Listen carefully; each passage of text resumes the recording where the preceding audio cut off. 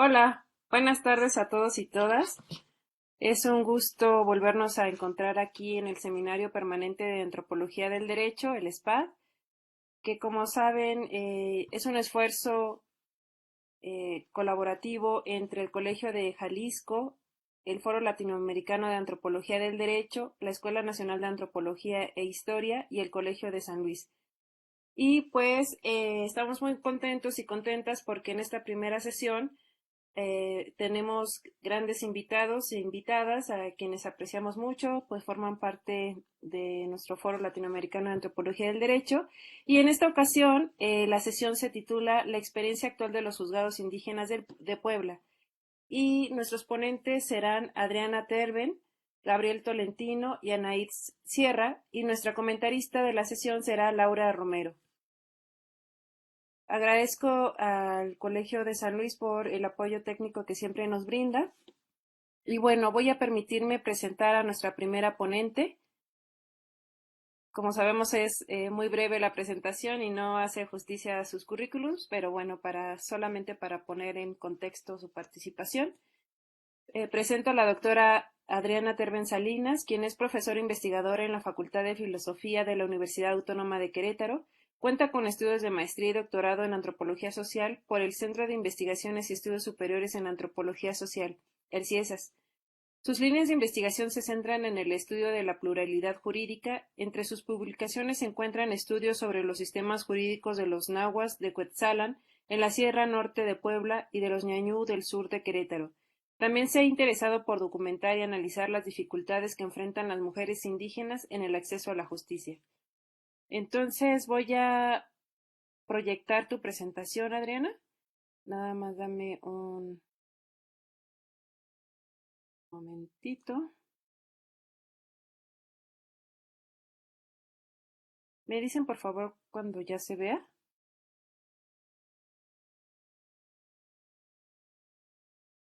Ya se ve. Perfecto. Adelante, por favor. Bienvenida. Gracias, buenas tardes. Gracias por la invitación pues a participar en este seminario que ya, pues ya tiene sus años, ¿no? Y que, bueno, siempre es importante tener un espacio aquí. Y bueno, y pues un gusto estar compartiéndolo ahora con Anaid y con Gabriel, con quien estuvimos realizando pues un diagnóstico sobre los juzgados indígenas en Puebla. Y bueno, pues ahorita ya cada uno de nosotros les compartiremos un poco la experiencia resumida, claro está, de ellos. Pero bueno, en mi caso me tocó trabajar con el juzgado indígena que se ubica en el municipio de Cuetzalan del Progreso, en Puebla. ¿Le pasas a la siguiente, por favor? Y bueno, como unos antecedentes generales y que nos servirán para contextualizar todos estos juzgados de los que vamos a hablar ahora, pues comentar que estos se crean en el año 2002. Fue por medio de un acuerdo de pleno que presentó el entonces presidente del Tribunal Superior de Justicia, el magistrado Guillermo Pacheco Pulido. Y bueno, pues fue un acuerdo de pleno que él presenta y bueno, apegándose al artículo 17 de la Constitución, al primero y al segundo, igual de la Constitución, pues hablaba sobre el derecho al acceso a la jurisdicción del Estado y cuando se trata de pueblos indígenas o de población indígena, pues a los sistemas normativos y a todas aquellas garantías que justo en este año pues estaban empezando a reconocer, ¿no? Si recuerdan, pues un año antes se dio la reforma constitucional al artículo segundo y bueno, a partir de ahí es que se desprende pues una serie de requerimientos para que las distintas entidades federativas del país pues empiecen a realizar reformas en materia indígena y bueno, Puebla arranca con la creación de estos juzgados. El día de hoy les vamos a hablar de 4 de ellos. Y bueno, dentro de este mismo contexto de políticas estatales para Puebla, en este mismo año, en el 2002, también se reformó la Ley Orgánica del Poder Judicial y aquí incluyó a estos juzgados indígenas como parte de las instancias donde se deposita el ejercicio del Poder Judicial. Digamos que en ese momento solo se añadió el nombre en el organigrama.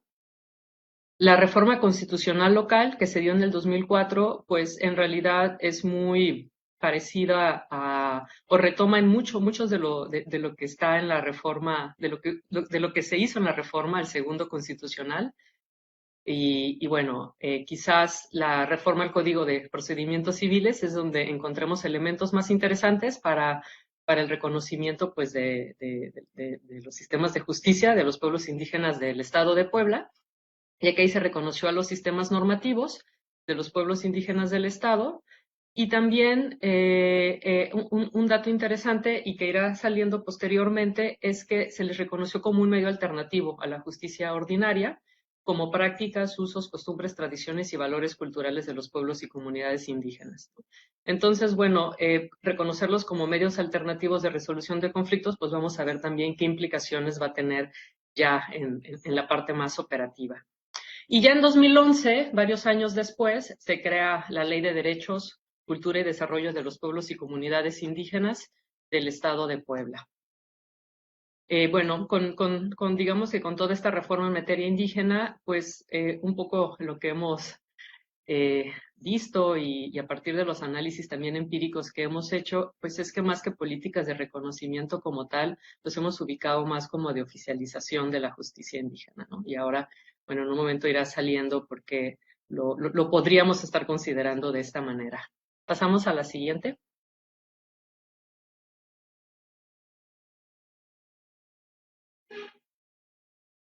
Bueno, siguiendo con los contextos, pero ahora ya en particular para el municipio de Cuetzalan, que es donde se ubica el juzgado en donde estuve trabajando. Bueno, estas son algunas imágenes.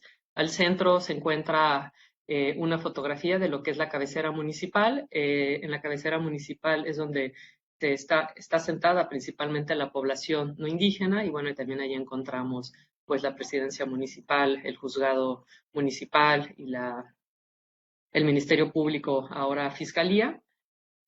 Bueno, perdón, antes el mapa, bueno, este es bueno, aquí está el país, aquí está el estado de Puebla, se alcanza a distinguir un poco en rosa, me brinco a se ubica justo aquí en este lugar, el municipio de Cuetzalan, nada más para ubicarlo rápidamente. Pero bueno, en esta foto de acá, la de abajo, no sé si ven cuando pongo el mouse, supongo que sí, ¿verdad? Pues es una imagen que representa más la vida en las comunidades, donde se asienta la población indígena, de acuerdo con el censo del 2020, en Cuetzalan la población total es de 49.864 habitantes, de los cuales el 80.29% corresponde a hogares censales indígenas, que en números son 40.036 personas. Bueno, entonces para darnos una idea pues es que es una región que se encuentra habitada mayoritariamente por población nahua y bueno, también podemos ver aquí un poco la sierra, ¿no? Está enclavada en la Sierra Madre Oriental y bueno, algo que caracteriza a las comunidades pues es que los asentamientos son dispersos, donde vemos las casas rodeados pues principalmente de parcelas de cultivo. Y bueno, aquí hay otras imágenes pues, de un matrimonio de esta comunidad. Y bueno, eso simplemente para algunos datos muy generales y pasamos con la siguiente, por favor.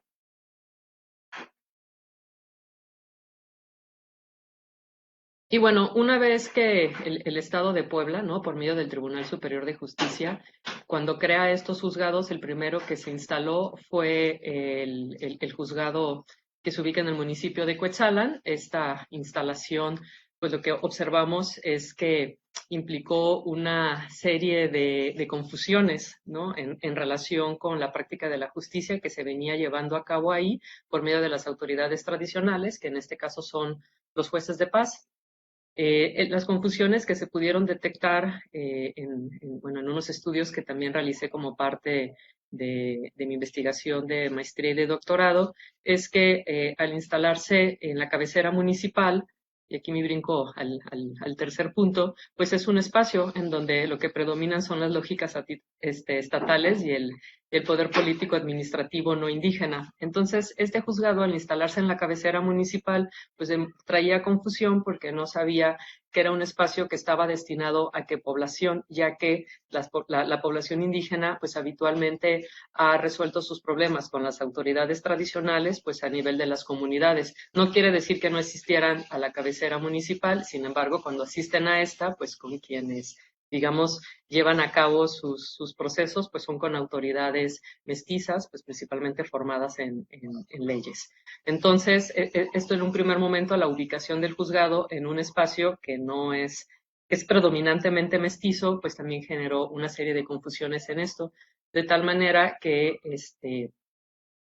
fue importante en un primer momento en su instalación empezar a trabajar y tratar de ubicarlo como una instancia de justicia indígena.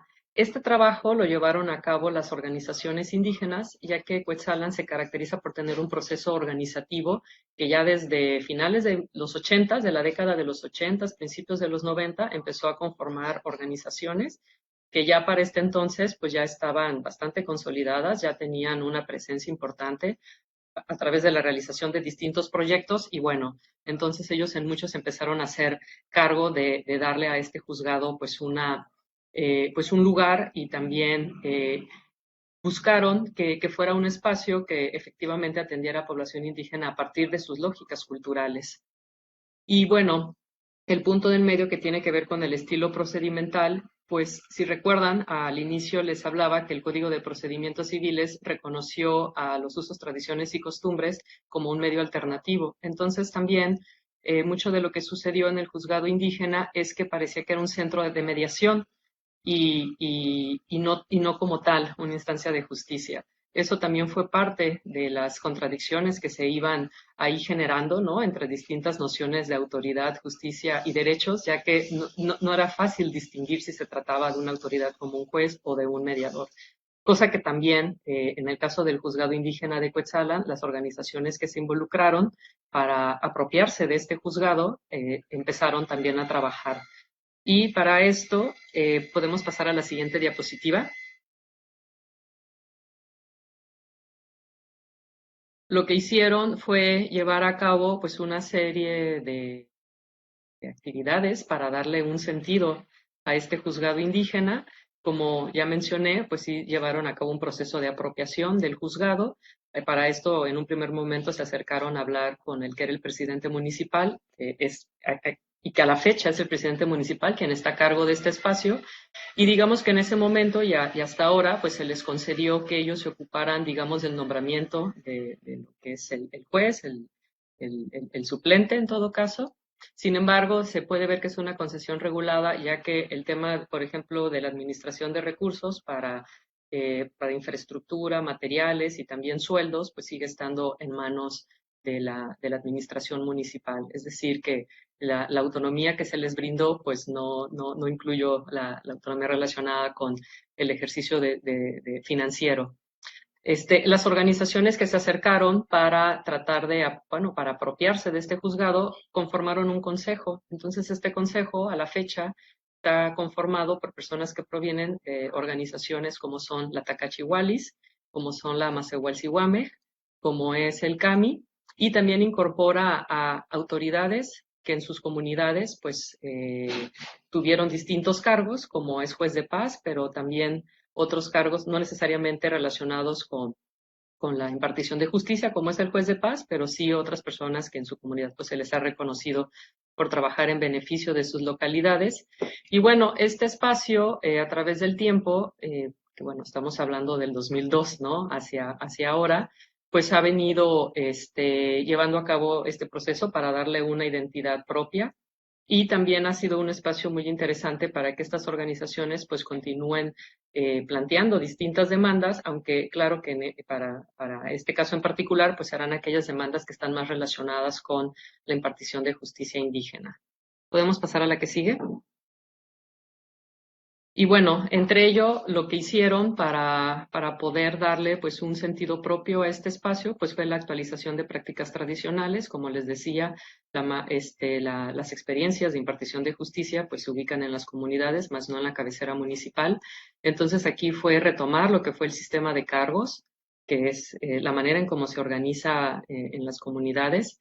Y de esta forma, estas personas que han ocupado sistemas de cargo, pues son las que han conformado el consejo, pero también de estas personas es donde han salido los candidatos para ocupar el cargo de juez indígena y de suplente.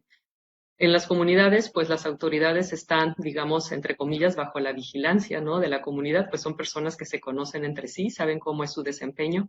Y en la cabecera municipal, digamos que se perdía esta parte, lo cual brinda, pues, bastante respeto y legitimidad. Es a partir de reconocer de manera directa lo que hacen. Entonces, para poder solventar esto, el juzgado indígena pues se conformó con personas de las distintas comunidades.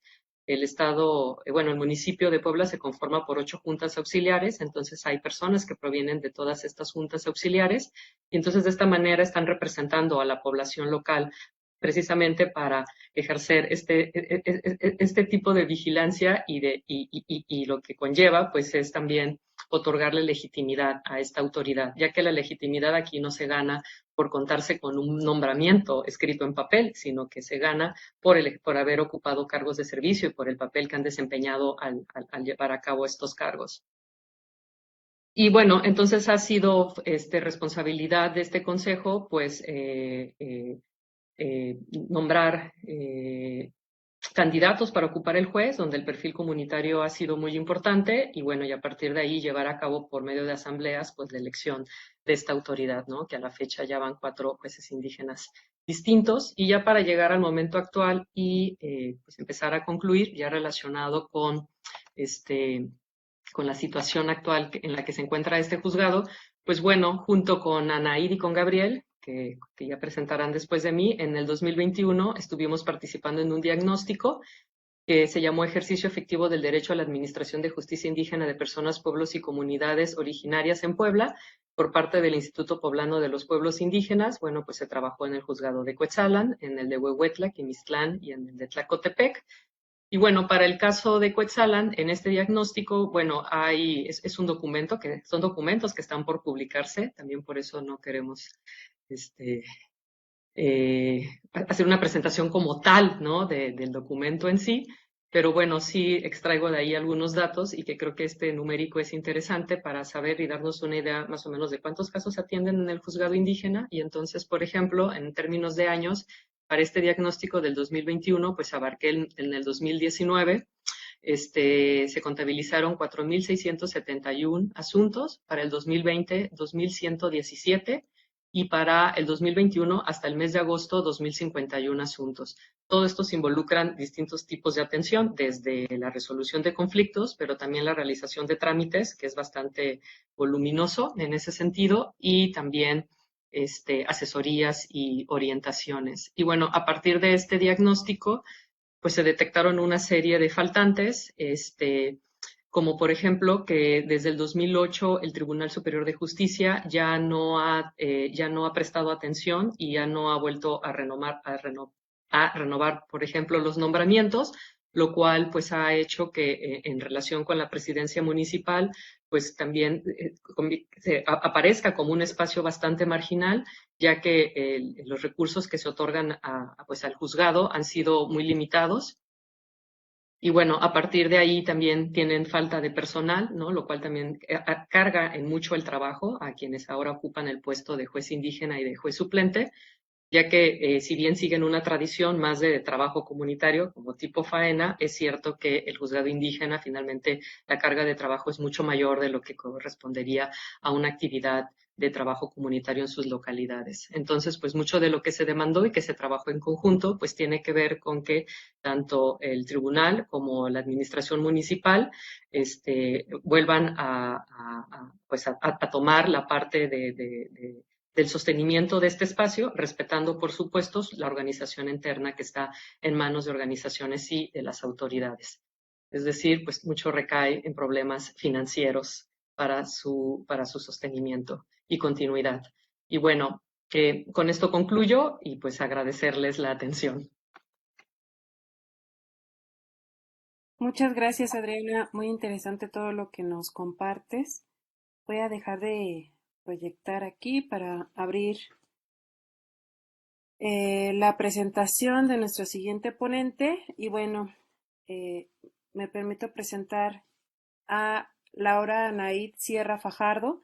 Es licenciada en Filosofía por la UNAM, egresada de la licenciatura en Antropología Social por la ENA y maestra en Antropología Social por el CIESA Ciudad de México, donde actualmente concluye sus estudios de doctorado. Su investigación doctoral versa sobre la situación de las personas indígenas en conflicto con la ley penal bajo el nuevo modelo de justicia penal oral en Oaxaca, México.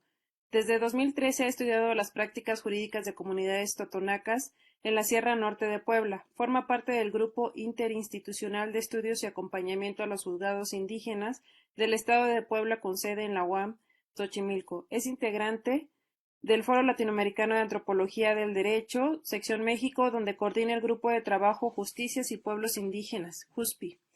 Ha impartido talleres y conferencias a operadores de justicia para el fomento de la defensa legal intercultural. Entre sus publicaciones más recientes está el libro Una justicia con rostro y corazón, Sembrando paz en el juzgado indígena de Huehuetla, publicado por la UNAM, FES-Acatlán en 2021, entre diversas publicaciones, y ha sido profesora de asignatura en la Escuela Nacional de Antropología e Historia y actualmente imparte la materia de Derecho Indígena en la licenciatura en Derecho adscrita a la Universidad Autónoma de Ciudad de México, Campus Cuautepec. Entonces, voy a proyectar la presentación de Anaid. Me informan, por favor, cuando ya se vea. Y okay. ¿Ahí ya se ve? Ya. Ok. Adelante, por favor. Les recuerdo que tienen hasta un máximo de 15 minutos. Adelante, por favor. Muy buenas tardes, agradezco a todas y todos por haber asistido a esta presentación. Como ya les comentó Adriana, pues estamos básicamente hablando de la situación actual de los juzgados indígenas en el marco de un proyecto de investigación que realizamos en 2021 para ver su situación actual. Sin embargo, tanto Adriana como yo hemos trabajado con las comunidades nahuas y totonacas de la Sierra Norte de Puebla desde hace ya algunos años, por lo cual pues también traemos un poquito el bagaje teórico que ya hemos trabajado anteriormente. ¿Le pueden dar a la que sigue, por favor?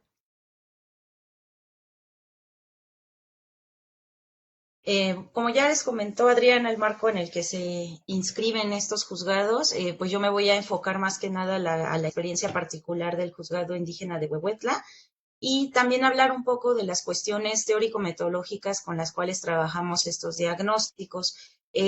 Voy a hablar justo de esto porque tengo entendido que por ahí hay algunos estudiantes también que nos están viendo de algunas instituciones, del Rosario Castellanos, de la UACM, y pues la intención es en que estos metodología virtual. Voy a profundizar un poco más sobre. Anaí, disculpa, Pero bueno, esperemos que sea de utilidad. estamos escuchando cortado, Anaí. Tal vez si pudieras apagar tu cámara. Primero, pues,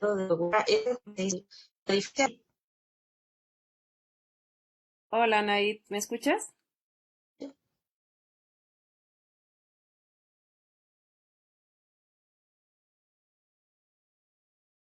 Hola.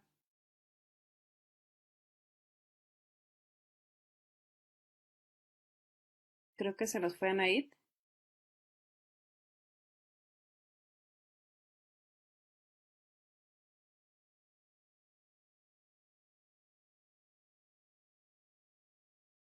Hola, Anaí, ¿me escuchas?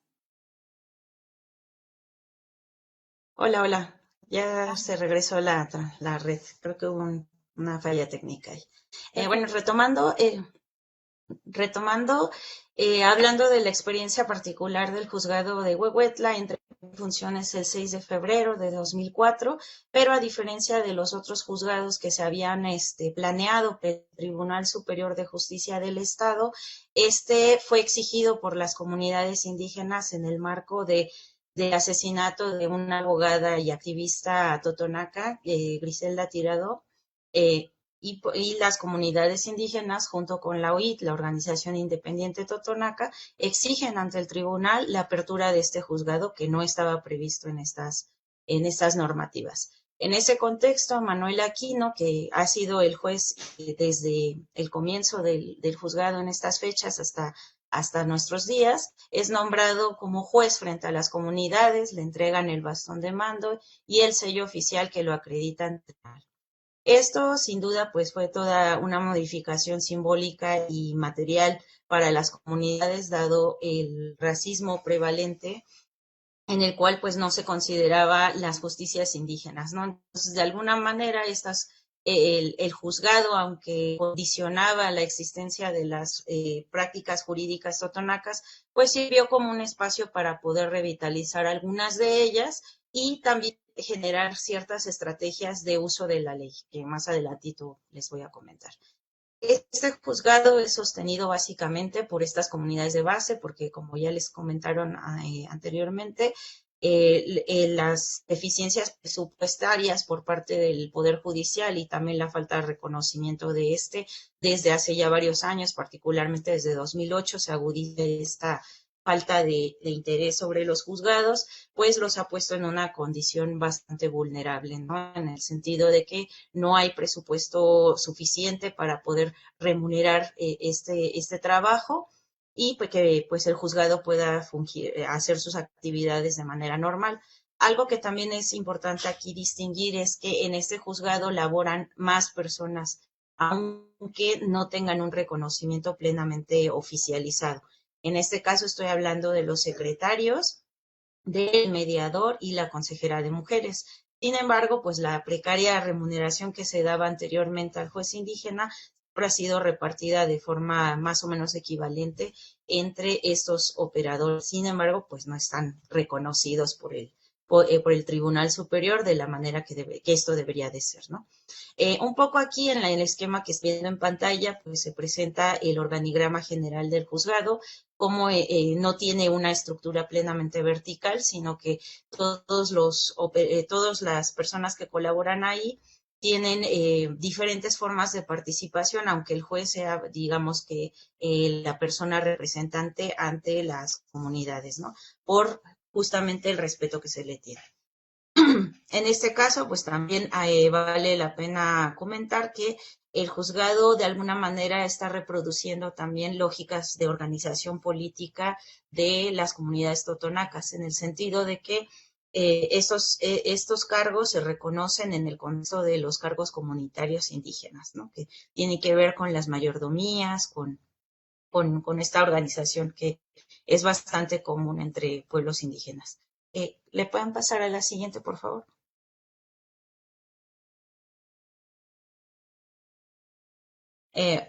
Un poco hablando de los conceptos que utilizamos para hacer los diagnósticos, si bien pues en este caso no se trataba de hacer una investigación como tal de corte antropológico, sino más bien analizar cuál era la eficacia y la eficiencia de estos juzgados en el contexto del acceso a la justicia para la población indígena, pues cabe resaltar que hemos recuperado justamente algunos conceptos de la sociología jurídica, de la antropología jurídica, para poder entender esta eficacia y esta eficiencia desde un contexto particular y desde su propia realidad compleja, ¿no? Esto en función de que, pues generalmente en la política pública, casi siempre los diagnósticos se hacen en función de conceptos como eficiencia y eficacia, pues anclados a las cuestiones más cuantitativas que se pueden verificar sobre ellos, ¿no? Qué tantas personas atienden, qué número de municipios atienden, etcétera, ¿no? Sin embargo, aquí consideramos las personas que hicimos la investigación para el diagnóstico, que era importante entender esta eficiencia y esta eficacia desde otros parámetros, ¿no? En ese aspecto, pues utilizamos algunos conceptos como pluralismo jurídico, interlegalidad, para poder entender cómo se imbrican estas prácticas de justicia propia, pero que también están en mutua constitución con las mismas exigencias y las prácticas de justicia del Estado. Entonces, en ese aspecto, estos conceptos nos sirvieron para ubicar esta parte, ¿no?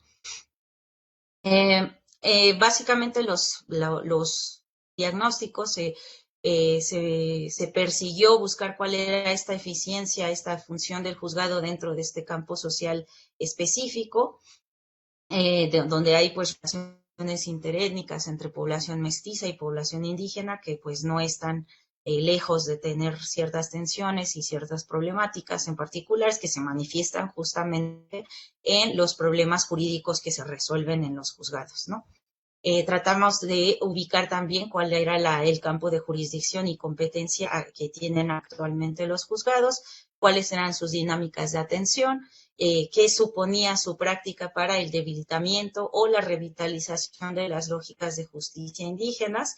Aquí también vale la pena recalcar que aunque se digan que son juzgados indígenas como tal, pues esta idea de que estén determinados también por muchas de las lógicas que son impuestas desde el Superior de Justicia y el aparato estatal, pues no corresponden así tal cual a las lógicas de justicia comunitarias, pero sí tienen un espacio donde a veces se revitalizan y a veces también pues entran en conflicto y algunas cuestiones pues se van debilitando también.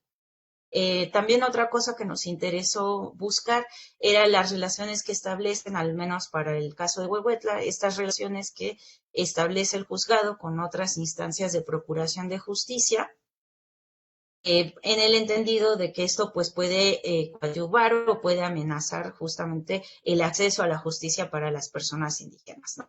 El hecho de que haya competencia o incluso indiferencia o falta de coordinación entre las instancias que hay en el municipio o en la región para poder atender a la población indígena, pues genera necesariamente un problema. También es que este marco teórico conceptual que pues definió justamente los objetivos para aproximarnos a esta realidad social, ¿no? No queríamos más otorgar números y cuentas y demás sobre la eficiencia de los juzgados, sino entender esa eficiencia en el marco de que satisfaga las necesidades legales de esta población, ¿no? En ese caso tenía que ver con respetar la cultura jurídica local que ahí se establece. En esa función, pues era que estábamos ponderando esta eficacia o ineficacia que pudieran presentar. También hicimos en colaboración con el licenciado Pedro Valencia, que trabaja también en el juzgado indígena, tratamos de confeccionar un marco normativo donde se otorga sustento legal a las conclusiones y recomendaciones que emitimos a partir de estos diagnósticos. Y finalmente, pues tratamos de configurar un marco metodológico que define la aplicación de ciertos métodos, ¿no? En este caso, ¿para qué nos sirvieron las técnicas etnográficas? Para poder ubicar justamente esa eficacia de esas prácticas de justicia en particular. ¿Le pueden pasar a la siguiente, por favor? Estas son fotografías de las actuales instalaciones del juzgado indígena de Huehuetla. Sin embargo, hay que mencionar que desde sus inicios el Tribunal Superior había otorgado solamente un inmueble que estaba en pésimas condiciones. Nunca se dieron los recursos necesarios para poderla mantener en óptimas condiciones. Y pues el juzgado indígena laboró por muchísimos años en una oficina otorgada por la Organización Independiente de Totonaca, ¿no? Que fue a su vez donada por la iglesia local del municipio. Entonces, desde ahí vemos pues esta falta como de interés y esta precariedad en la que estaban generando sus prácticas. Sin embargo, pues ahora que tienen este inmueble no ha dejado de ser también un elemento de disputa por parte de autoridades municipales que pues en todo momento pues han querido como apropiarse de alguna manera también del inmueble, ¿no? En lo cual pues también genera problemas ahí. Ahí en el mapa pues pueden ver un poquito la ubicación del municipio de Huehuetla en el estado de Puebla. ¿Le pasan a la siguiente, por favor?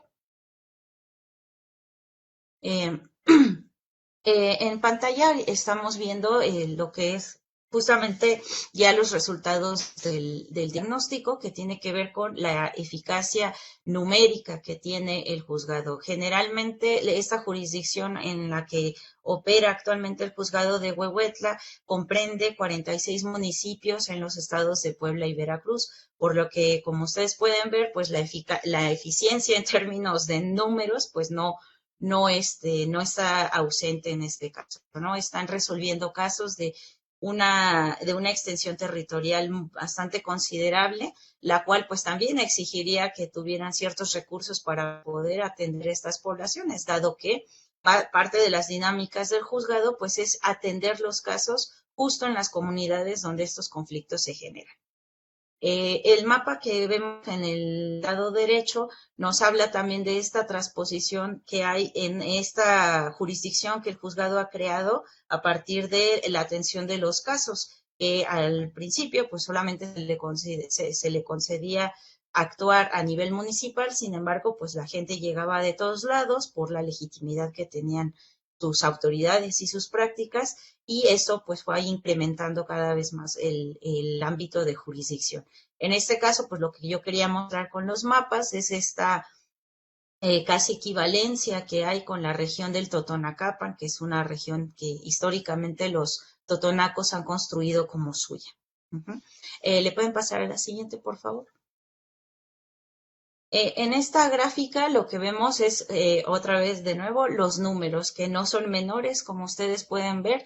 El ámbito de resoluciones, tanto del juez indígena como el mediador, que es como ellos han decidido hacer su archivo personal sobre los casos que se llevan, pues no es menor, ¿no? Ha crecido año con año. Si se fijan, hay nada más un decrecimiento ahí entre los años de 2020 y 2021, justamente por la caída de la pandemia. Sin embargo, el juzgado siguió atendiendo, incluso durante la pandemia, algunos casos por la urgencia que estos tenían, ¿no? Más o menos atienden un promedio de entre 3,000 y 4,000 casos por año. Sin embargo, estos números pues no son absolutos porque, dadas las condiciones precarias en las que ellos han fungido, pues no han tenido posibilidades de hacer un registro pues más pulcro, ¿no?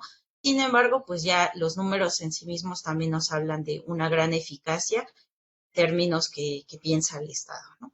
¿Le pueden pasar a la siguiente, por favor?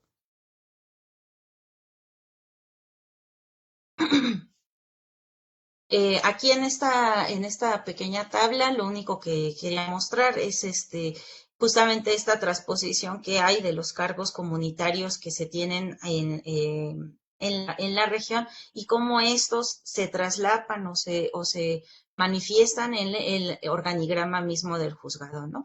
Para poder tener estos cargos, pues ellos han tenido que cumplir ciertas cuestiones y obligaciones comunitarias en el pueblo, lo que les ha valido pues justo el respeto de la gente, ¿no? Y la confianza sobre todo, para poder ir a desahogar una variedad de problemas que ahí se resuelven, que ahorita vamos a ver. Pasan a la siguiente, por favor. Justo aquí es donde hacemos la problemática sobre los términos de eficacia y eficiencia. Mientras para el Estado a lo mejor los números ya nos dicen por sí mismos que este juzgado es eficiente, eficaz y demás, pues no lo es todo para entender cuál es el acceso que brindan a la justicia para la población indígena. En este caso, pues lo único que aquí quiero mostrar con la tabla y la gráfica que están viendo en pantalla es el tipo de materias o tipo de casos que ellos llevan. Claro que esta es una clasificación un tanto artificial, en tanto que no es como el derecho estatal, que tiene materias familiar, mercantil, etcétera, sino que ahí pues se resuelven conflictos que pueden involucrar varias materias, ¿no? En ese aspecto, pues nada más es con mero interés explicativo mostrarles que resuelven casos de diversa índole, ¿no? Que podrían considerarse de todas las materias que tiene el derecho estatal. Y la gráfica del lado derecho, pues nos habla justamente de la cultura jurídica local que se maneja en la resolución de las disputas y que en no pocas ocasiones se ve reflejada en las prácticas jurídicas del juzgado, ¿no?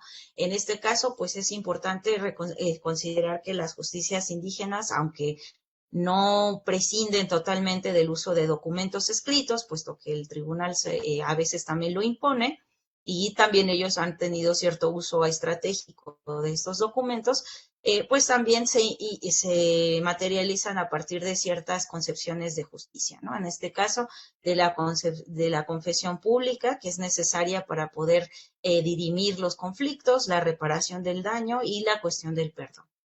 ¿Le pasan a la siguiente, por favor? Y bueno, ya para finalizar, porque ya me queda poco menos de 2 minutos, que nada más quisiera hablar un poco sobre las conclusiones y las recomendaciones que se hacen con este diagnóstico. Si bien la intención fue un poco mapear cuál era la situación actual de este juzgado, pues no ha estado exento de ver ciertos patrones que se han reproducido históricamente desde su creación, ¿no?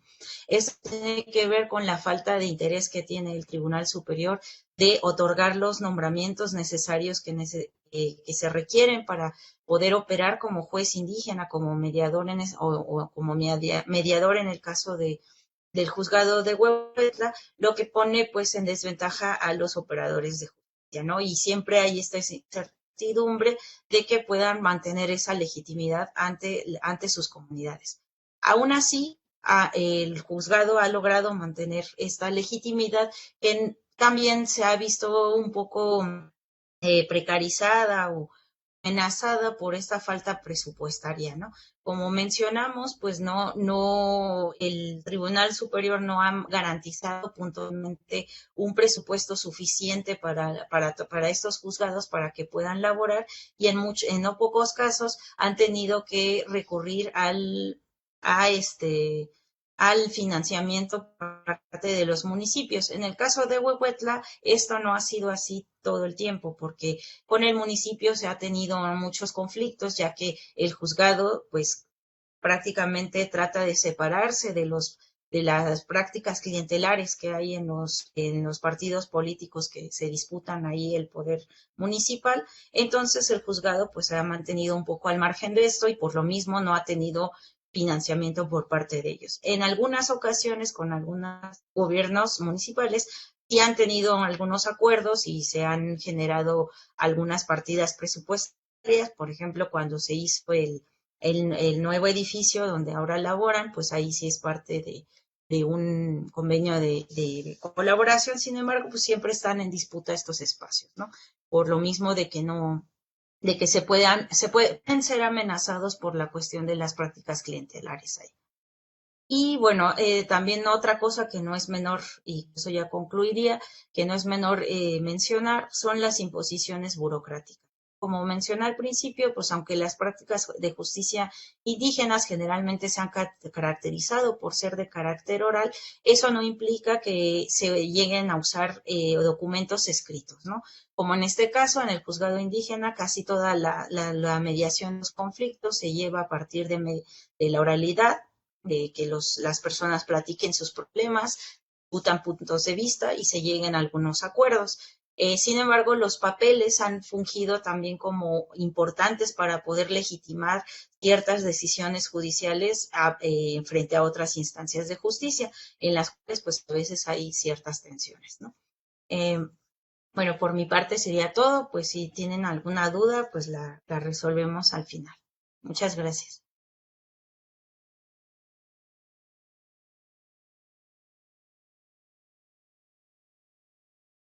Muchas gracias, Anaí, por tu presentación. Sin duda van a estar interesantes las preguntas y la retroalimentación.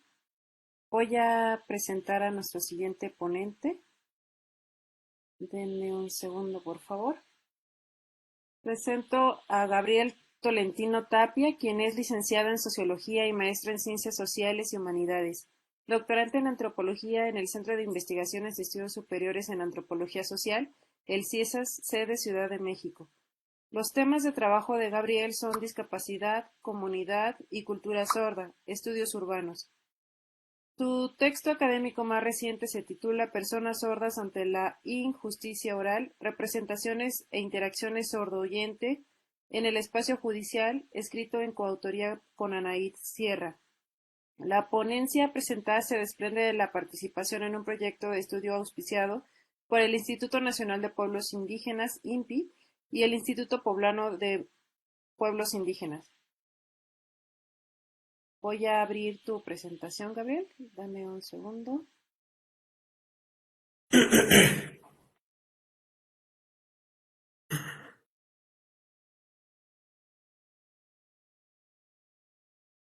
Aquí. Ahí ya lo están viendo, ¿verdad? Así es. Perfecto. Adelante, Gabriel, tienes hasta 15 minutos. Gracias. Bueno, pues voy a tratar de ser breve aquí con la presentación y primero, evidentemente, agradecer a la organización del SPAD por el espacio y también a las compañeras que me antecedieron. Cabe comentar que yo me integré a estas actividades de estudio sobre los juzgados a partir del proyecto que se hizo en 2021, que ya han estado comentando frecuentemente. Empecé primero como, digamos que como oyente, y ya después me fui incorporando a las actividades, igual mucho a través de Anaid y también a partir de la oportunidad que brindó la doctora Rosa Alonso, que trabaja en el IPI allá en el Instituto de los Pueblos Indígenas en Puebla. Y bueno, fue la manera en la que pude apoyar, sobre todo a partir de la presencia, el conocimiento de dos juzgados indígenas, el de Quimixtlán y el de San Sebastián Tlacotepec. Entonces lo que voy a tratar de hacer un poco es ir comparando algunas de las actividades, funciones y situaciones que digamos, revelan lo que se hace en ambos juzgados, y obviamente ustedes van a poder ir comparando con lo que ya Anaid y Adriana dijeron, ¿no? Entonces, la que sigue, de favor. Hice por ahí un cuadrito. Bueno, esto es algo previo, también ya muy rápido, ¿no? Ya hablaron cómo es que se instalaron los juzgados. Nada más aquí con este mapa yo quería recalcar que, bueno, hay una primera, cuando se instauran o se quieren instaurar estos juzgados, se establece dónde podrían estar ubicados, y el criterio que se definió en ese momento por el Tribunal Superior de Justicia fue específicamente demográfico, ¿no? Es decir, donde hubiese una importante presencia de comunidades y de personas indígenas, se consideró que deberían de estar alojados. Finalmente no fue así. El que prevalece pues desde la idea original con el tribunal es el de Cuetzalan, y los demás pues se fueron integrando, ¿no? Ya por ahí Anaid nos comenta cómo es que surge por una iniciativa local el de Huehuetla, y en los que yo comento, que es el de Quimixtlán y el de Tlacotepec, también surgen después, ¿no? Es decir, no forman parte de la idea original, y tiene que ver mucho con disposiciones locales, ¿no? O sea, mucho es lo que dice por un lado el tribunal, pero por otro, lo que yo vi en estos casos es qué se ofrecía, digamos, localmente, ¿no? ¿Cuáles eran las posibilidades de instaurar los juzgados? Y creo que esto tuvo un peso importante, ¿no? Mucho asociado también a la presencia y al peso en ambos casos, pues, de los ayuntamientos, ¿no? Entonces, la que sigue. Y bueno, este sí es el cuadro comparativo que les comentaba. Yo lo veo como una especie de proceso de municipalización de estos juzgados, y lo pongo entre comillas porque no es un proceso que se da, digamos, desde la norma escrita. Es decir, cuando el tribunal establece pues que tienen que existir estas instancias de justicia, considera que los ayuntamientos, dado que son instituciones que van a estar cerca de estos juzgados, deberían de apoyar, pero no se especifica cómo, ¿no? Es decir, hasta dónde llegan las atribuciones de los municipios, y aquí vamos a ver en ambos casos, en Quimixtlán y en Tlacotepec, que estas atribuciones que toman los ayuntamientos, pues llegan a ser distintos, ¿no? En primer lugar, lo que se ve, por ejemplo, en ambos casos, es que hay un proceso, como ya también comentaron, en el que el tribunal se empieza a alejar, y a su vez empieza este fenómeno que le podríamos llamar, pues, de municipalización, ¿no? Y creo que esto sucede también, pues, dado que el tribunal no está ubicado localmente, pero sí están los ayuntamientos, pues ahí las relaciones se tejen día a día, ¿no? Entonces creo que ahí es algo importante, pero no solo eso. Por ejemplo, en Quimixtlán fue vital que el ayuntamiento se propusiera, ¿no? O sea, aquí es donde empieza a imperar también la lógica local sobre lo que está en la letra y a nivel institucional. Y entonces en Quimixtlán lo que surge es que, bueno, las autoridades locales del ayuntamiento consideran que pueden proponer un inmueble, o sea, donde albergar al juzgado. También esta cuestión de sueldos e incluso asesoría jurídica, ¿no? Que también ha ido variando en cada una de las administraciones, o sea, no ha sido siempre lo mismo. En el caso de Tlacotepec es más o menos similar, aunque ellos tenían originalmente unas instalaciones y después consideran por solicitud y por vínculo con el municipio que se estableciera en la cabecera municipal, ¿no? Lo cual pues ya empieza a generar también por algunos pobladores pues un poco de inconformidad, ¿no? Ahí la situación también es que se proporciona el inmueble, pero no esta cuestión de los sueldos, ¿no? No es tan fijo, es variable y mucho depende de la administración pública. En Quimixtlán se ha asentado más esta idea del apoyo de parte del municipio, lo cual pues también ha traído ciertas consecuencias que ahorita vamos a comentar, ¿no?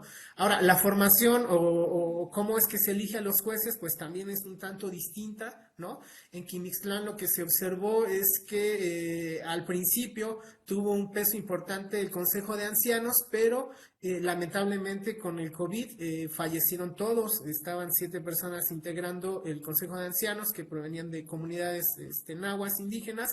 Y lo que se empieza a observar ahí es que esta figura empieza, además de la coyuntura por COVID, pues también políticamente empieza a ser desplazada por el cabildo, ¿no? Que pues ya son gente del ayuntamiento, que son mestizos, y que empiezan a tomar las decisiones sobre quién puede ser o cómo va a ser la continuidad de los jueces indígenas, ¿no? Entonces ahí también en Quimixtlán, pues el presidente municipal tiene un peso importante en proponer quién podría ser el juez y obviamente las lógicas de permanencia tienen que ver mucho ya con los tiempos de la administración municipal, ¿no? Digo, el juez indígena actual en Quimixtlán se ha sostenido por más de un periodo, digamos, de la presidencia municipal, pero cada que hay un cambio de gobierno, pues hay una tensión, ¿no? Social y política, y esto creo yo que se debe sobre todo a que se monetiza el cargo y entonces, pues obviamente hay una disputa, ¿no? Por esta cuestión de los sueldos a nivel local. De hecho, cuando yo llegué a hacer el trabajo de campo allá, pues hubo quien pensaba que a lo mejor yo quería ocupar el cargo, ¿no? Típico que pasa con quienes hacen trabajo de campo y no se ubica bien cuál es el papel que vamos a hacer. Y pues ahí me empezaron tal vez a ver algunas personas como un ente extraño y también un poco incómodo, ¿no? Ya después se fue entendiendo cuál era mi función. En Tlacotepec, bueno, es distinto. ¿Por qué? Porque el Consejo de Ancianos y la conformación de una asamblea comunitaria ha tenido un peso importante en en cómo es que se elige al juez del juzgado, pues sí, del juzgado, y también importa mucho, como se ha mencionado, por ejemplo, en Huehuetla, cuál ha sido como el historial de los cargos comunitarios, ¿no? Esto en Quimixtlán realmente no es importante, pasa, digamos, a segundo plano, ¿no? Y bueno, ya les mencionaba también lo de los periodos de los jueces, las actividades que realizan son más o menos similares en los dos contextos. Mucho, yo diría que la actividad más importante tiene que ver con los terrenos, ¿no? En cómo se venden, cómo se compran, cómo se heredan y de qué manera se están dividiendo, aunque también hay ciertos temas que son específicos para cada localidad, ¿no? En Quimixtlán, por ejemplo, ya desde que uno va llegando se encuentra con un paisaje pues un poco, pues sí, deprimente porque hay mucha tala de árbol, se ve. Entonces ahí, por ejemplo, el juzgado ha tenido un papel importante en dar estos permisos para tala de árboles, ¿no? Y bueno, es mucho también de trabajo de campo porque se tiene que ir a la localidad, pues, para saber cuál es el árbol que se va a cortar. Evidentemente, el juzgado, pues, en Quimixtlán se ve rebasado porque, pues, hay toda una actividad de tala ilegal, hay predios que son de bosque, pues, del municipio y, pues, mucha gente aprovechando que se trata de un espacio, digamos, público, pues, aprovecha, se mete y tala árboles y, pues, no sucede gran cosa, es decir, no todo se avisa, ¿no? Y bueno, también sobre los pagos, ya más o menos mencionaba, en Quimixtlán el juez tiene una remuneración y en Tlacotepec, aunque se dio un espacio, pues también esta situación del apoyo económico no ha sido del todo clara en cada una de las administraciones, lo cual ya pone en una situación también un poco distinta, ¿no? La que sigue, de favor. Y bueno, siguiendo con la tabla comparativa, es importante también mencionar la adscripción étnica de los jueces, ¿no? Diríamos que en Quimixtlán lo que predomina, más bien dicho, es que se es juez indígena porque se está en una región que se considera indígena, más no el hecho de que la persona que esté al frente de la institución se considere como parte de algún grupo indígena, ¿no? En el caso de Tlacotepec es distinto, perdón, porque sí hay, digamos, esta autoadscripción étnica y también lingüística, ¿no? Desde el mismo modo en el que operan ambos juzgados se nota esta diferencia, dado que en el juzgado de Quimixtlán, pues no se sabe la lengua indígena, que es el náhuatl, el que domina, aunque no es el único, y en Tlacotepec sí, ¿no? Se utiliza, digamos, auxiliarmente el español, pero la presencia del náhuatl es principal desde el mismo juez indígena, ¿no? Y bueno, también estas diferencias étnicas se ven mucho en la forma en la que se considera que se imparte, digamos, la justicia o los servicios que ahí se dan, ¿no? En Quimixtlán, sobre todo, la idea del ayuntamiento y de quienes están en el juzgado, pues es atender a personas de escasos recursos, ¿no? Y que están ubicadas en localidades distantes. Es decir, esta narrativa que uno empieza a observar ahí, pues contrasta con la que no solo se identifica en Tlacotepec, sino en otros juzgados indígenas, donde la narrativa o esta idea de atender a gente de escasos recursos o población que está alejada, ¿no? Que además es relativo, depende de dónde nos ubiquemos, pues más bien dicho es la idea de atender en la lengua materna, ¿no? De dar un servicio, si se puede llamar así, una justicia en la lengua. Entonces, eso creo que es una distinción importante, ¿no? Y bueno, pues las problemáticas de ambos juzgados, muchos las comparten. En Quimixtlán lo que el juez comenta es que falta mucha difusión, en muchas localidades no se sabe qué se hace, este tema también del transporte para las diligencias, el juez también considerando su posición que ha ido aprendiendo sobre la marcha en Quimixtlán, mucho comentaba que lo que se necesita es capacitarse en leyes, ¿no? Ahí a diferencia, por ejemplo, de Quimixtlán, pues han tenido mucho el apoyo de un juez municipal que es un abogado y que ayuda en muchos temas, ¿no? Además, mucha carga también se divide. Porque en Quimixtlán, por ejemplo, materias que son de orden familiar, pues se delegan o se llevan al ámbito del DIF, ¿no? Y bueno, en Tlacotepec, pues sí, el tema de los sueldos, apoyos materiales y también tensiones administrativas con las autoridades, como les mencionaba, ¿no? Por la ocupación del cargo y si es que el cargo se tiene que someter a las temporalidades de la burocracia del municipio, ¿no? La que sigue, un poco trato de profundizar, ya casi acabo, en situación también contextual, centrándome en Quimixtlán. Bueno, como les decía al principio, el juzgado se coloca en este municipio porque el ayuntamiento tiene como esta intención pues de acogerlo, ¿no? Lo que se encuentra es que en los municipios aledaños hay una presencia de población indígena que es mayor y entonces la duda era un poco eso, ¿no? ¿Por qué se asienta en Quimixtlán y no en los otros municipios donde la población indígena es mayor? Y además hay un reconocimiento, no solo en términos numéricos, sino que también en términos cualitativos, no existe un fenómeno que está muy presente en Quimixtlán que tiene que ver con esta cuestión de ocultar la identidad étnica, ¿no? ¿Por qué? Por cuestiones, como se mencionaba ya, entre los mestizos, que bueno, no se menciona mucho que son parte de una comunidad indígena o que hablan, mejor dicho, náhuatl, el náhuatl por cuestiones que tienen que ver con la pena, la vergüenza, el miedo y la discriminación. El trabajo de campo no llegó a Chichiquila y a Chichotla. Me baso más en los datos estadísticos, pero también en lo que, por ejemplo, el juez indígena mencionaba, ¿no? Esta presencia parece que de la otra lengua, pues que no es el castellano, que es el náhuatl, pues no es tan problemático, ¿no? Entonces, otra situación que también se mencionaba en Quimixtlán es que hay toda una zona que es identificada como indígena, que es la zona alta, le llaman en términos geográficos, y que esta zona indígena que condensa a las comunidades que tienen mayor presencia de personas que hablan el náhuatl, pues también coincide, por lo que se ve en la política, con la zona donde se introducen las políticas de educación bilingüe, ¿no? Entonces, considerando todos estos fenómenos, donde parece que la lengua se retrae a las comunidades y no en la cabecera, donde además está ubicado ¿cómo se llama? El juzgado indígena, pues parece ser que hay como una especie de introducción, pues de castellanización, no solo desde el juzgado, desde las instituciones locales, sino también desde las comunidades en la zona alta, a través de esta educación bilingüe, ¿no? Y yo un poco, más que decirlo como certeza, lo planteo pues más a modo de hipótesis, porque tampoco es que el trabajo de campo haya llegado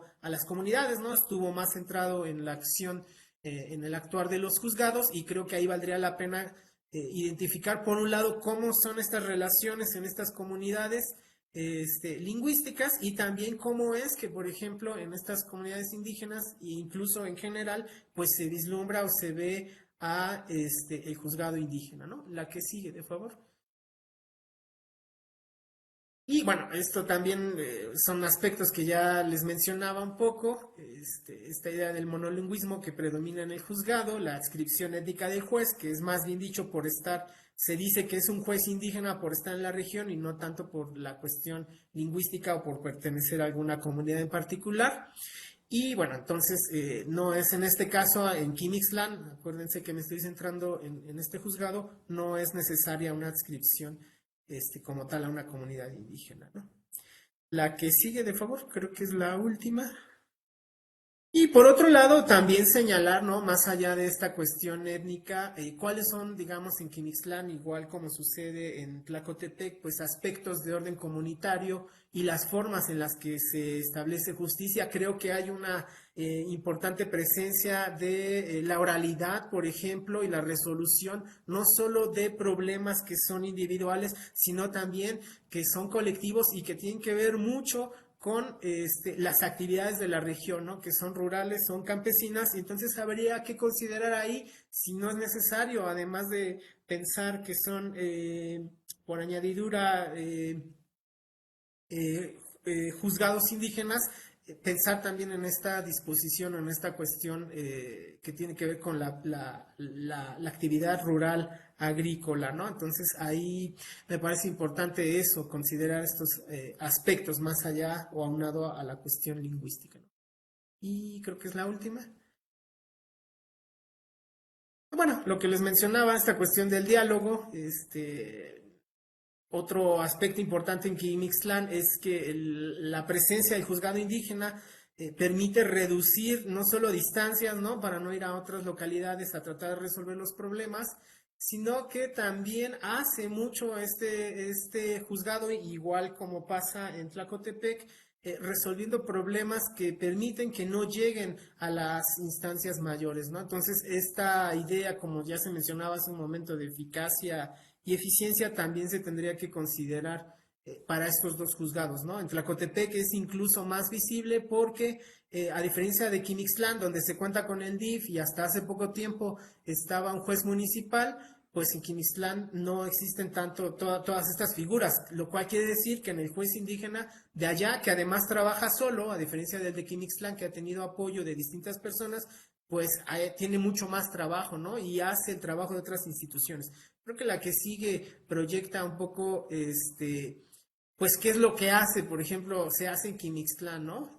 Por un lado, tenemos delitos registrados en las fiscalías, que es lo que compete al Estado, y por otro lado, tenemos actividades que son precisamente del juzgado indígena de Quimixtlán, ¿no? Entonces, como se puede observar, aunque no son mecánicamente equiparables, hay muchas cosas que, por ejemplo, realizar un contrato de compraventa o de posesión o demás, pues permite aminorar la carga al Estado, ¿no? Por ejemplo, en el despojo de terrenos o en el allanamiento, y así nos podríamos ir con esta lista, ¿no? En delitos que tienen que ver en violencia familiar o abuso sexual, amenazas, pues también el juzgado, tanto en Quimixtlán como en Tlacotepec, tienen mucho que hacer.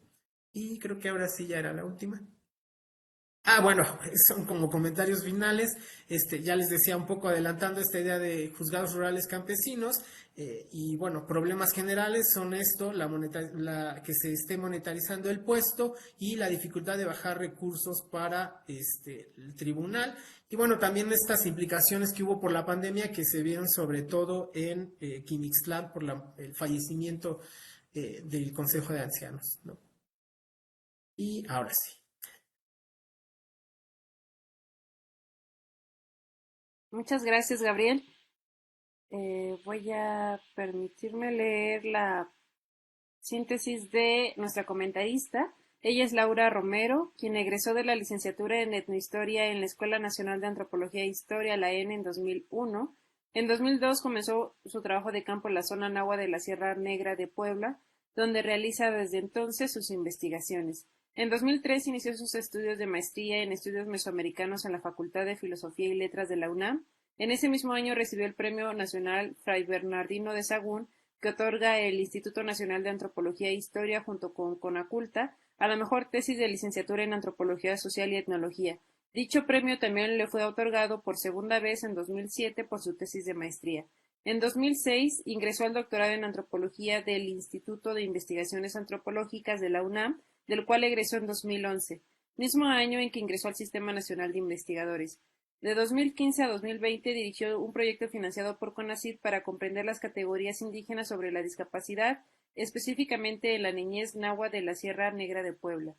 El propósito de esta investigación fue comprender las consecuencias de estas categorías en la relación de los pueblos indígenas con el Estado mexicano. Además de lo anterior, por sus intereses en la justicia, inició un proyecto para describir la situación de la población indígena privada de la libertad en el Estado de Puebla, proyecto con el cual inicia una nueva etapa en su trayectoria académica. A la par de lo anterior, ha escrito 3 libros y coordinado 2 más, publicado numerosos capítulos de libros y artículos académicos. Bienvenida, Laura, y te cedo el micrófono. Adelante, por favor. Hola, pues muy buenos días, bueno, ya tardes a todos y a todas.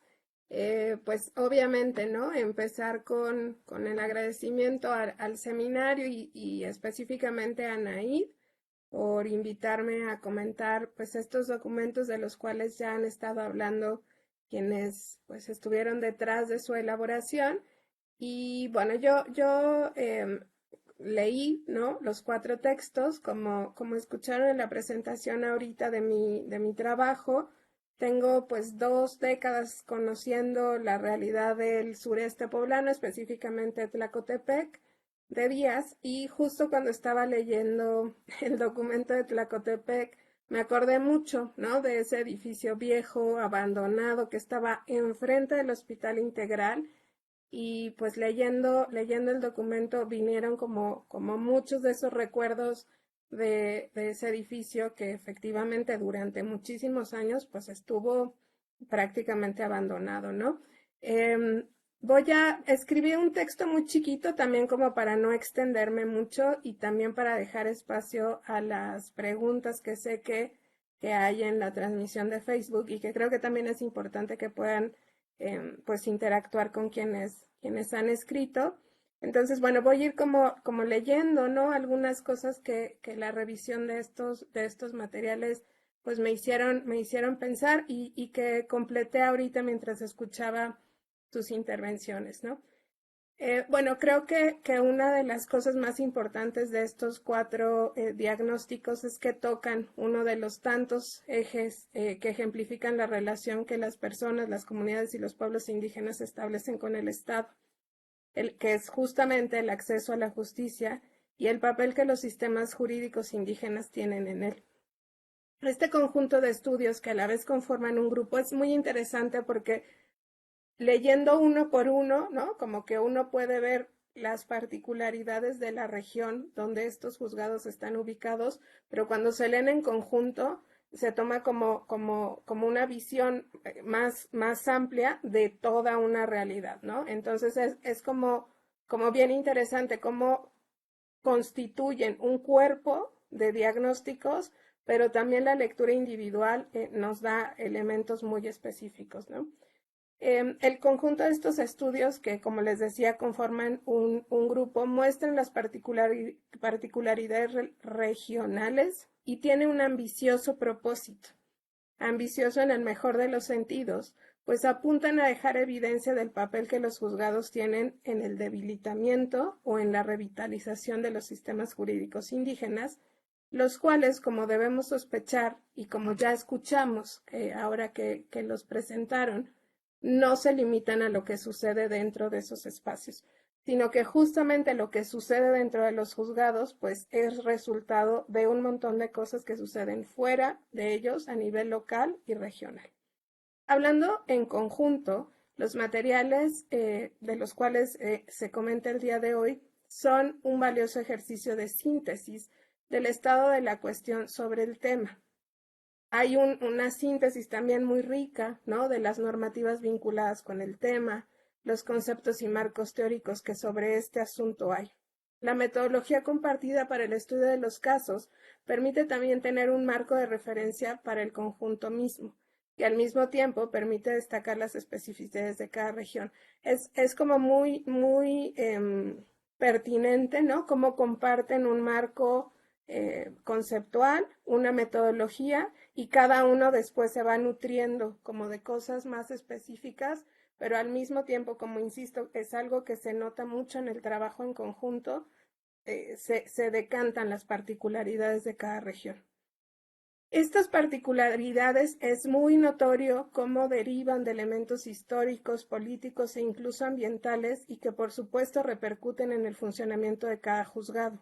Clarísimo ejemplo de ellos son los casos de Cuetzalan y Huehuetla, donde existe una fuerte presencia de las instituciones de prestigio de las comunidades, por ejemplo el Consejo de Ancianos y las mayordomías, o por el contrario, el caso de Tlacotepec, que como les decía es el que conozco muy bien, donde desde hace muchos años estas instituciones se hallan debilitadas, lo que ha facilitado los procesos que justo Gabriel nos presentó hoy de municipalización.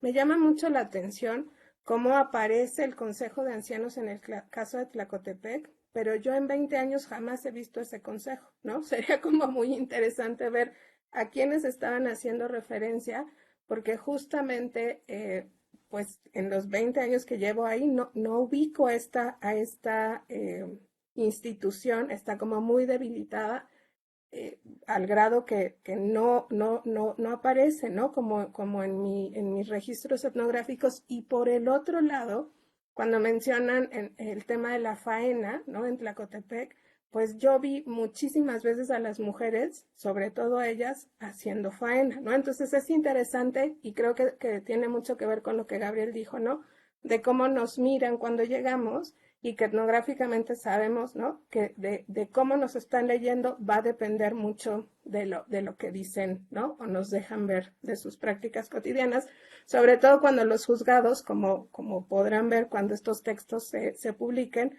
pues se vuelven cotos de poder. Quizá uno de los elementos más destacables del conjunto es la metodología, no solo por el uso que los métodos cualitativos tienen en estos diagnósticos, sino específicamente por el uso de las técnicas de la antropología, especialmente la observación participante, la etnografía y la mirada contextual que esto nos da a quienes podemos ver a través de estos datos el funcionamiento de los juzgados indígenas. Aun con el breve tiempo que mencionan que contaron para hacer los diagnósticos, el conocimiento previo que quienes dan autoría a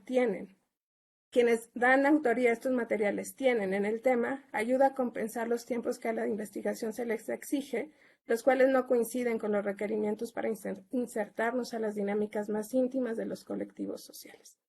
De esta parte de la metodología, es particularmente relevante el registro de lo sucedido en el día a día y en la interacción de los operadores y usuarios, registro que, como sabemos, da cuenta de esos imponderables de la vida cotidiana, que es donde se anida, en este caso, muchas veces, la información más valiosa para explicarnos por qué funciona o no una ley, una política pública o un juzgado. Pues como sabemos, lo que nos falta para erradicar de raíz las estructuras que vulneran no solo son leyes, sino reformas mucho más íntimas, como explica Liliana Fiolmata en un texto que me parece fascinante y que tuve presente durante la lectura de los informes que presentamos hoy. Un texto que habla sobre los prejuicios inconscientes y el acceso a la justicia en el caso de Puerto Rico. Pues son estas acciones cotidianas y normalizadas las que imposibilitan que una persona náhuatl, totonaca, mazateca, enguiva o mestiza acceda efectivamente a la justicia o que los sistemas jurídicos indígenas sigan, se nos diga que no, subordinados a la justicia ordinaria del Estado. Me parece importante destacar que el material del cual hablamos hoy, que aunque en el material se mencione, y cito, que en el caso de los juzgados indígenas es importante reconocer que aunque son instituciones que formalmente son parte del aparato institucional ordinario del Estado, operan bajo principios normativos y lógicas distintas a las del derecho estatal, ofreciendo una justicia más cercana a la cosmovisión e intereses de la comunidad. Y termina la cita. Un elemento importante para la reflexión y que a mí me estuvo dando vueltas todo el tiempo mientras lo leía, y que vemos también en el caso de los hospitales integrales con medicina tradicional, hermanos gemelos, casi cuates, de los juzgados indígenas, es qué efectos tiene en el control de aspectos centrales para la autonomía de los pueblos indígenas, la institucionalización de las formas en que administran justicia o atienden las enfermedades y los nacimientos. En el caso de las parteras con las que yo trabajé durante mucho tiempo en Tlacotepec, por ejemplo, se ha anulado casi por completo sus funciones en los ciclos de vida e incluso se ha criminalizado y sancionado a las mujeres y familias que aún buscan el uso de estos recursos. Me queda esa pregunta, ¿no? O sea, como a nivel más general, ¿qué pasa cuando se institucionalizan estos procedimientos? Por otro lado, la lectura de estos materiales no solo se vuelve recurso fundamental para funcionarios, estudiantes e investigadores sobre el tema, sino un material central para entender las formas en que las comunidades indígenas existen en medio de su diferencia. ¿Cómo ubican el papel que el ser humano ocupa en el cosmos? Un cosmos terriblemente complejo, cuya cualidad fundamental se determina por la forma en que establecemos las relaciones con otros, y el papel que, por ejemplo, las emociones como el enojo, la muina, la envidia o la justicia tienen no como una cualidad simbólica de sus cosmovisiones, sino como actos que crean realidades para las personas que las viven y sus familias, mismos que coexisten con la falta de recursos, la corrupción, el clientelismo, la impunidad, que forman parte de las condiciones en las cuales las comunidades y pueblos indígenas tienen para también apropiarse de las instituciones y seguir haciendo comunidad. Me parece fundamental también las preguntas que se generan a partir de estos diagnósticos. Por ejemplo, la vivencia de la burocracia en clave indígena, el uso de las lenguas indígenas, el papel que la idea de servir y de trabajar tienen la reputación de quienes son elegidos como jueces indígenas y que en el caso de Cuetzalan, presentado por Adriana, resulta tan importante también en los procesos de vigilancia de quienes trabajan en y para el juzgado, o el papel que las luchas locales tienen para que organizaciones de base, como en el caso de Huehuetla, tengan en su existencia. Además de todo esto, uno de los elementos importantes que podemos rastrear al revisar los materiales, las materias que abordan los juzgados, es que muchos de ellos están relacionados con actas de compraventa, establecimientos de linderos, arrendamientos y temas familiares. Si bien es cierto, puede tener que ver con su papel de espacios de justicia alternativa y recursos alternos de mediación para despresurizar, ¿no? Como nos mencionó Gabriel, los otros espacios de justicia. Es importante pensar qué nos está diciendo de la vida comunitaria y los cambios producidos por la migración, la llegada de megaproyectos y las crisis económicas. Para finalizar, quisiera comentar que quizá un elemento fundamental para medir la eficacia y la eficiencia de estos juzgados debe estar en la delimitación de las jurisdicciones territoriales. En el caso de Tlacotepec, por ejemplo, región que conozco desde hace mucho tiempo, como ya les dije, es muy notable una de las más grandes metodologías de borramiento con las cuales el Estado mexicano se relaciona con los pueblos indígenas y que es justamente la categoría de indígena, pues los une sin reflexionar sobre las relaciones interétnicas, es decir, las imposiciones burocráticas de las cuales nos hablaba Naid, provocan que se construyan categorías reduccionistas, en este caso, insisto, la indígena, que borra mucho de los elementos específicos de cada una de estas regiones. Lo que quiero decir, por ejemplo, es que en el caso de Tlacotepec, náhuatl y mazatecos, en toda la región de la Sierra Negra, existe entre ellos una larga y tensa historia de convivencia, lo que se suma a una extensión geográfica inmensa que dificulta que los mazatecos se acerquen al juzgado indígena que está en Tlacotepec. Para finalizar, quisiera decirles que me parece que estos diagnósticos superan por mucho la ubicación del tema en el que ellos mismos se reconocen y se vuelven una radiografía de cada región que será de mucha utilidad cuando estos documentos sean publicados. Y muchas gracias por la oportunidad de permitirme leerlos. Gracias. Muchas gracias, Laura. Sin duda muy complejo todo lo que nos comparten y también muy enriquecedor. Tenemos varias saludos, felicitaciones en el chat que seguramente podrán ustedes leer más adelante y voy a compartirles algunas de las preguntas que nos han dejado nuestras participantes en redes, en Facebook específicamente. Y la primera pregunta es ¿cuánto es el monto o salario que se le paga a los jueces o juezas de los juzgados indígenas? La segunda pregunta sería si las resoluciones de los juzgados indígenas causan cosa juzgada o en algunos casos las partes en conflicto acuden por el mismo hecho a un juzgado del sistema oficial. Y la última pregunta sería ¿cuál es la competencia por materia de estos juzgados indígenas? Ya nos adelantaban algunas de estos datos, entonces les regreso el micrófono para que ustedes nos compartan más al respecto. Quien quiera tomar la palabra.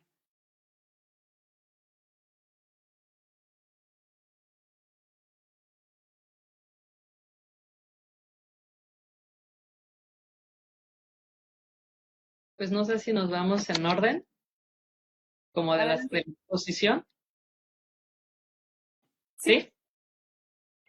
Bueno, el primero era sobre los salarios, ¿verdad? En el caso del juzgado indígena de Cuetzalan, el salario que han estado recibiendo aproximadamente para el juez indígena ha sido de 3,000 pesos mensuales y en el caso del suplente de 2,000 mensuales, aunque no se mantiene todo el tiempo. Cuando hay cambios de administración municipal, por ejemplo, en lo que se vuelve nuevamente pues a tomar una serie de acuerdos, a diferencia, ¿no? Con otras partes de las regidurías del municipio, el juzgado muchas veces queda, digamos, en el aire, ¿no? Porque no hay una claridad respecto de a quién depende, si del tribunal o del ayuntamiento municipal. Entonces, pero más o menos el salario ha fluctuado en esa cantidad. Aquí el problema es que, por ejemplo, el juez que ha tenido que dejar de trabajar el campo, que es de donde también la mayoría, pues de ahí proviene la mayoría de su sustento, ha tenido que dejar de hacerlo porque el horario en el juzgado es de 8 de la mañana a 4 de la tarde. Digamos, checan entrada y salida con reloj y muchas veces en las tardes pueden llevar a cabo otras actividades como quizás salir a medir un terreno o algo. Entonces, digamos que les absorbe la mayor cantidad del tiempo y han tenido que dejar de realizar otras actividades productivas. Y claro, y el salario pues no se compara con los otros empleados del ayuntamiento municipal, que eso sí no sé decir cuánto es, pero sí sé que es mucho más alto.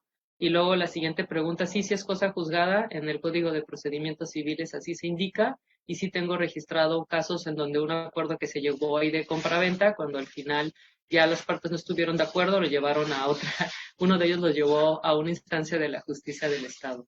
Entonces, pero sí, sí es cosa juzgada. También es cosa que la autoridad de la justicia del Estado, que puede ser ahí mismo en el municipio, ¿no?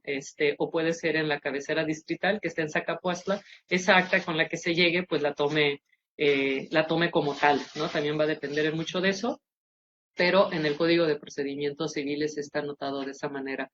Y la última pregunta que tenía que ver ¿con qué era? Con la competencia por materia de estos juzgados indígenas. Bueno, no pueden hacerse cargo de aquello que son los delitos oficiosos, por supuesto, y más bien se ocupan de lo que se le denominan pues problemas menores que están definidos por montos, y los montos, ahí la situación, y que es muy ambigua, es de que están señalados para unos juzgados que son los juzgados, ¿cómo se llaman? Bueno, el caso es que es una ley que ya está abrogada y entonces no sé ahí si mis compañeros me apoyen, pero la cuestión de las competencias no está clara porque los juzgados en como fueron ellos nombrados de manera oficial, que no son juzgados indígenas, son juzgados de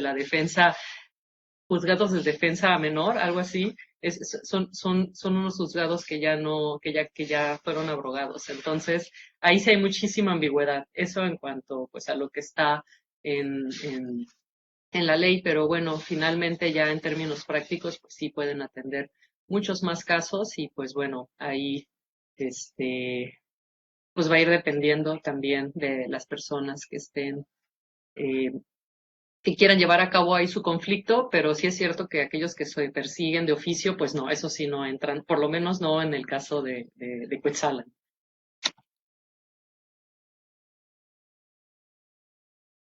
Gracias. Adelante, por favor, Anaid, si quisieras hacer algún comentario.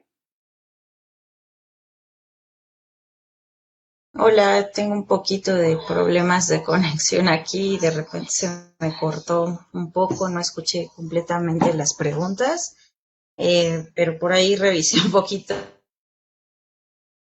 La pregunta sobre las materias que se como ya les comentaron, realmente la ambigüedad es lo que ha determinado la práctica de estos, ¿no?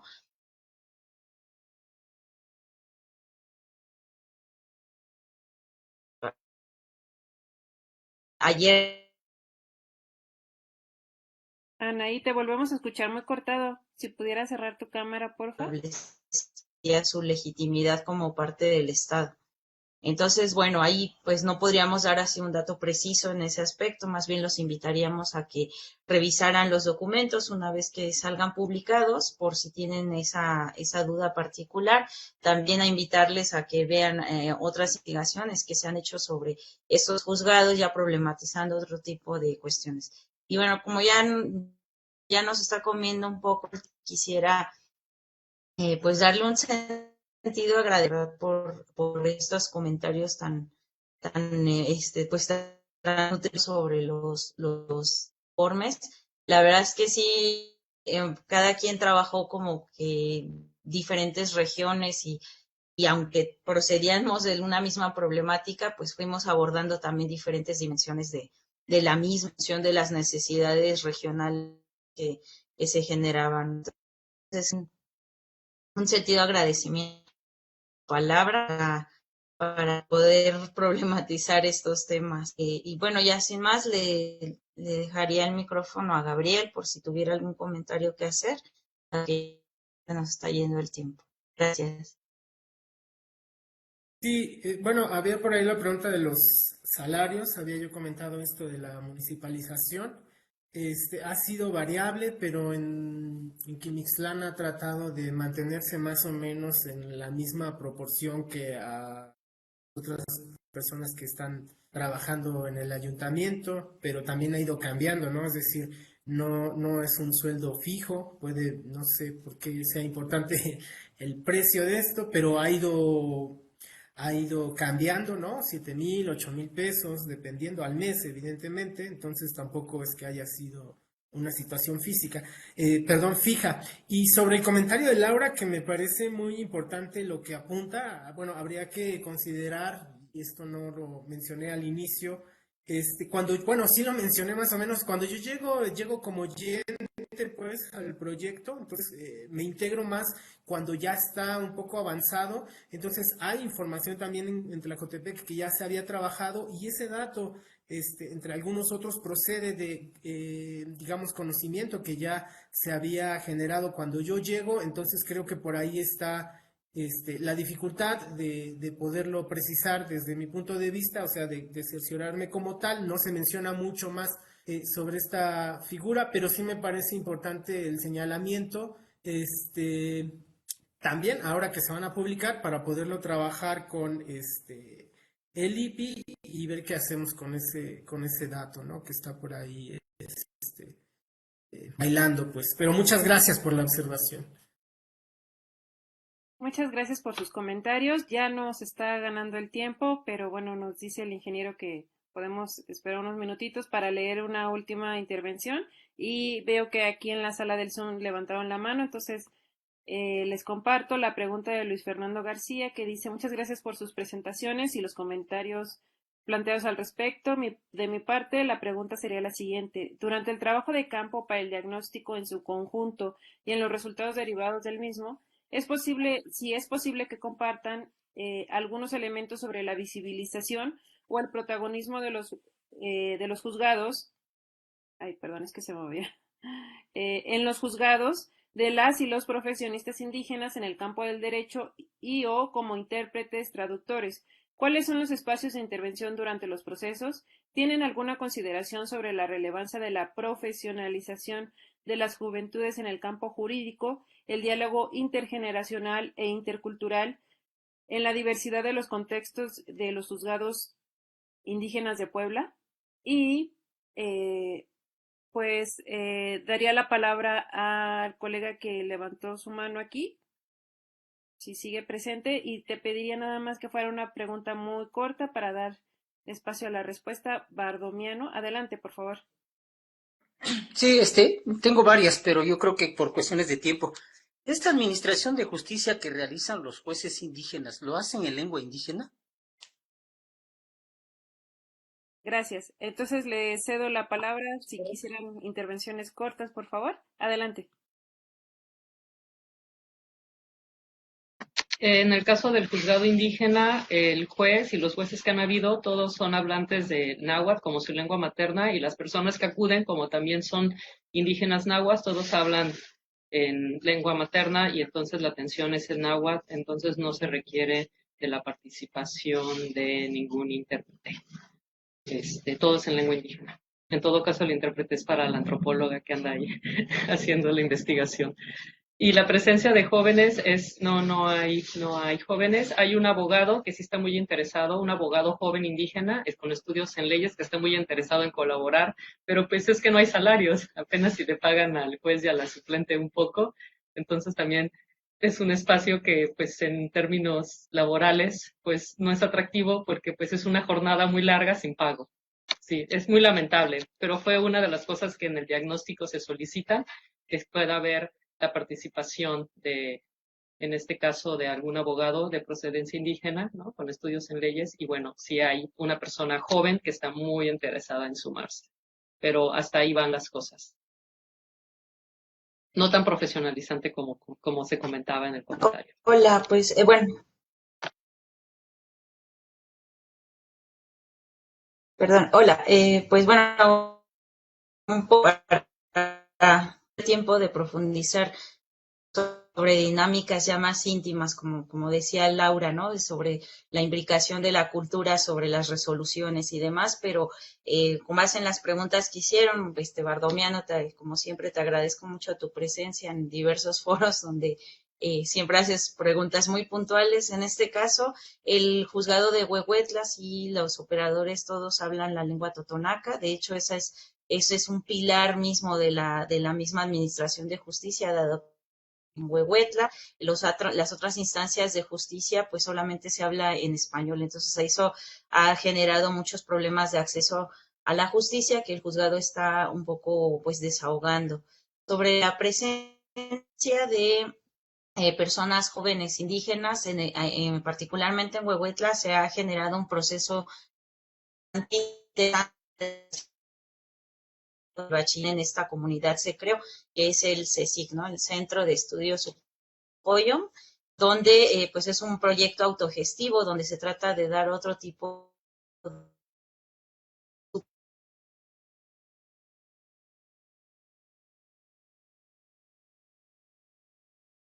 en este caso, al juzgado a veces llegan algunos jóvenes trabajando en calidad de servicio social, lo cual pues no, les ha agradado mucho. Algunos han integrado ya formalmente como secretarios, como en el caso de Alfredo Valencia, que bueno, en el tiempo donde yo estuve investigando, él era un joven bastante activo que estaba en la universidad y estaba ahí tratando de también entender el derecho desde otros aristas, ¿no?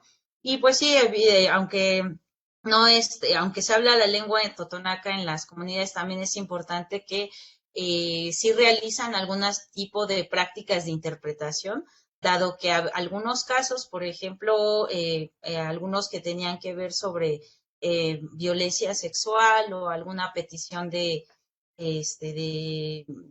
manutención o demás, el juzgado indígena ha acompañado a algunas mujeres a otras instancias a poner estas denuncias. Entonces, en ese aspecto, pues a veces también ahí el papel de la consejera ha sido fundamental para poder establecer también comunicación con las autoridades indígenas, y no solamente comunicación, ¿no? O sea, este acompañamiento también va un poco más allá de eso, en tanto que tratan de darle cierto soporte colectivo a la demanda de las mujeres, ¿no?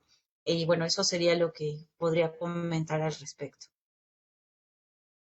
Muchas gracias a todos y todas ustedes. Vamos a dar por cerrada esta sesión, sin duda muy interesante. Nos quedamos con varias cuestiones que quisiéramos profundizar, y esto implicará que les volvamos a invitar y ojalá puedan aceptar. Y también recordarles a nuestros participantes que nos siguen en Facebook que varios de los integrantes de esta presentación integran el grupo de trabajo de justicias y pueblos indígenas del FLAD, que tiene sesiones propias, entonces seguramente ahí podrán entrar en contacto con las y los ponentes y la comentarista, así que sin duda es un espacio que será muy interesante para quienes tienen pues este interés en este tema.